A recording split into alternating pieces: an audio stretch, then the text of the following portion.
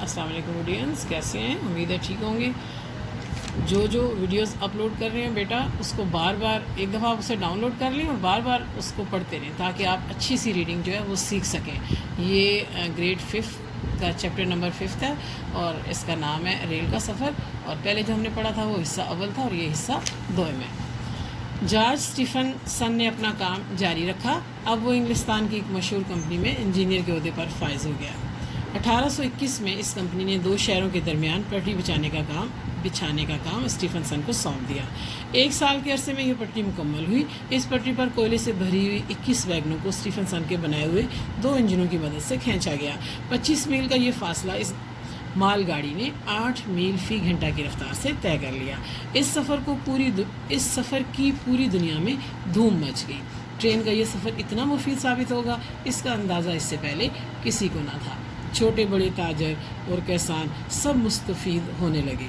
اب بہت سی کمپنیاں باہر سے چلنے والے ریلوے انجن تیار کرنے لگیں۔ 1826 میں اسٹیفن سن کو انگلستان کے 2 بڑے شہروں لیورپول اور مانچسٹر کے درمیان 60 کلومیٹر لمبی ریل کی پٹری بچھانے کا کام سونپا گیا۔ یہ ایک بہت بڑا کام تھا جو 4 سال بعد یعنی 1830 میں مکمل ہوا۔ اس سے پہلے ریلوے لائن بنوانے والی کمپنی نے 1829 میں ایک مقابلہ کروایا جس میں بھاپ سے چلنے والے ریلوے انجن بنانے والی کمپنیوں کو اس میں حصہ لینے کی دعوت دی گئی۔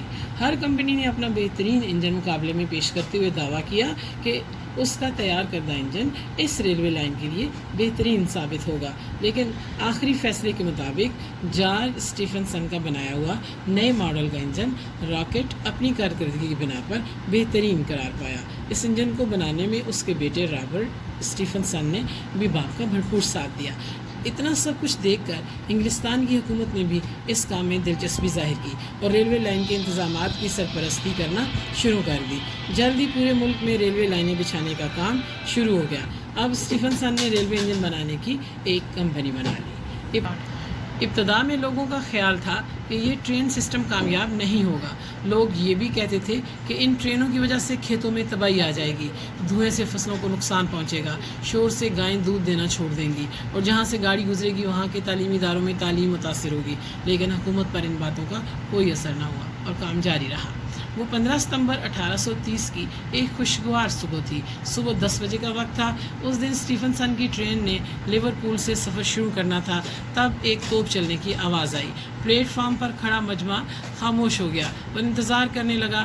انگلستان کے وزیر اعظم اس ٹرین کا افتتاح کرنے والے تھے۔ بینڈ بج رہا تھا اور خوب چہل پہل تھی۔ اسٹیشن پر 2 ٹرینیں کھڑی تھیں۔ ایک ٹرین وزیر اعظم، شاہی خاندان کے افراد اور خاص مہمانوں کو لے کر جانے والی تھی جسے جارج اسٹیفن سن نے خود چلانا تھا، اور دوسری ٹرین عام مسافروں کے لیے تھی۔ بڑے انتظامات کیے گئے تھے تاکہ ٹرینیں بغیر کسی خطرے کے اپنی منزل پر پہنچ جائیں۔ جب تمام مہمان ان ٹرینوں میں سوار ہو گئے تو وزیر اعظم کی اجازت سے اسٹیفن سن نے راکٹ کا انجن سٹارٹ کیا۔ پہلے کچھ عجیب آوازیں نکلیں تو لوگ ہنسنے لگے، لیکن جب بھاپ نکلی اور انجن چلنا شروع ہو گیا تو لوگ خوشی سے نعرے لگانے لگے۔ ٹرینیں شروع میں آہستہ چلیں، پھر ان کی رفتار تیز ہوتی گئی۔ تھوڑی دیر بعد جارج اسٹیفن سن نے اپنی ٹرین آہستہ کر لی اور دوسری ٹرین کو گزر جانے دیا۔ پھر اس نے دوبارہ اپنی ٹرین کی رفتار تیز کر لی۔ عورتیں اور بچے ڈر کر چیخنے لگے، حالانکہ اس وقت اس ٹرین کی رفتار آج کل کی مال گاڑی کی رفتار سے بھی کم تھی۔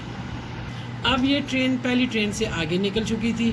17 میل کا یہاں تک کا سفر اس ٹرین نے 56 منٹ میں طے کیا۔ سب لوگ حیرت زدہ رہ گئے، اتنی بڑی کامیابی کی انہیں امید نہ تھی۔